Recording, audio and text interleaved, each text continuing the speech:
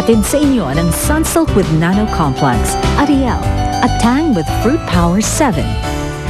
Hanggang kailan mamahalin, hanggang kailan mapapansin.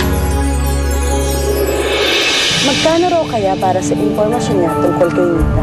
Magkano daw? Kahit magkano pa yan.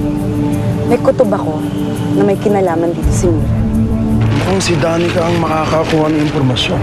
Eh ano naman kung malaman niyang si Mira ang nanay ni Nita? Di siyempre gagamitin ni Danica si Nita para makuha si Arturo kay Mirasol. Nasaan na yung mga information tungkol doon sa negrang bata na yon? Ibigay mo na kasi kay Danica yung mga hinihingi niya, pati yung maglola. Para makabalik na tayo doon sa dati nating operasyon. Kung wag na lang kaya kay Danica. Gagawin ko ang lahat para makubra yung perang kailangan mo. Huwag mo lang ibibigay sa babaeng yun, yung nalalaman mo. Bakit ba magmula nang pinapahanap mo ang nanay mo? Wala ka ng bukang bibig. Kung hindi, makikita ko na ang nanay ko, makakasama ko na ang nanay ko, sabik na ako sa nanay ko, puro nanay, matuturete na ako. Tsaka ano bang masama kung malaman ko kung nasan siya? Akala ko ba naiintindihan niyo ako? Nariyan na ako, anak. Malapit na tayong magkita.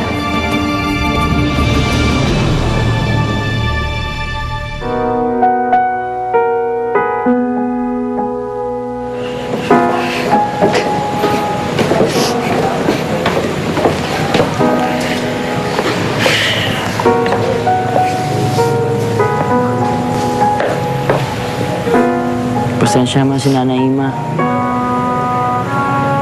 Siyempre, siya naman kasama mo sa hirap at ginhawa eh. Tapos, iba pa yung buong bibig mo. Tsaka, huwag ko siya dong masa sa mga sinasabi ng tatay ko. Hindi naman maaasahan yun eh. Hindi talaga maaasahan yung lalaking yun.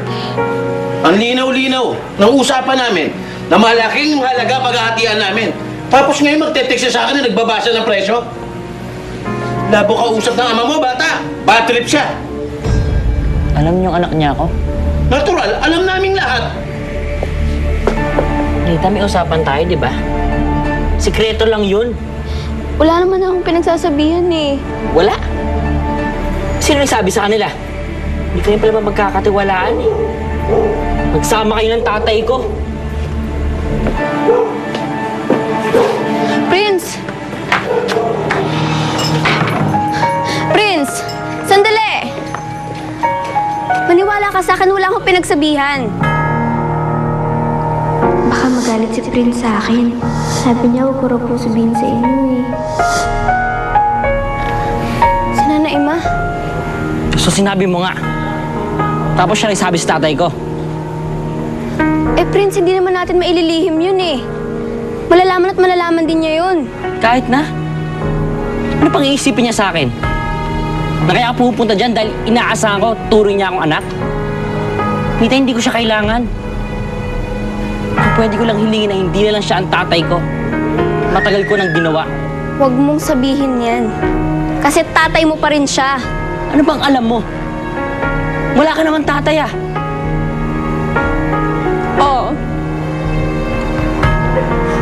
Tama ka. Ano nga namang alam ko sa pagkakaroon ng tatay? Eh, ni nanay nga wala ako, di ba?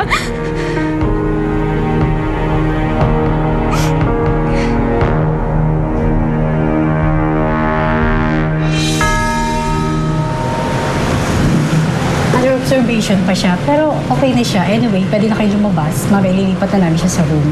Thank you po.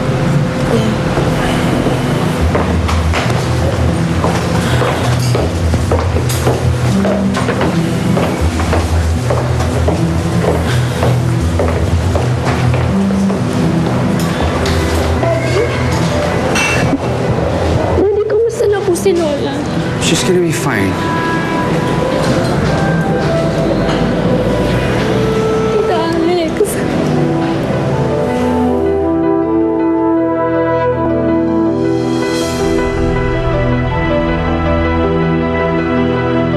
Halika, Mira. Halika.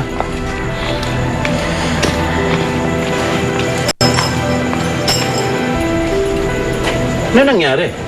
Ba't sa kanya? Bukay siya lang tayo mag-usap. Ang gulo mo naman kausap, pare. Pwede ba? Sabit ka lang dito. Kinuha lang kita. Kaya dapat magpasalamat ka. So parang ang ibig mo sabihin, kailangan ko pa magpasalamat sa'yo. Sige. Tingnan natin.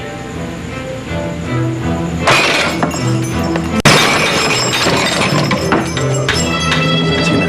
Walang pansinin. Sa loob. Hala, Mira. Hala. Hala.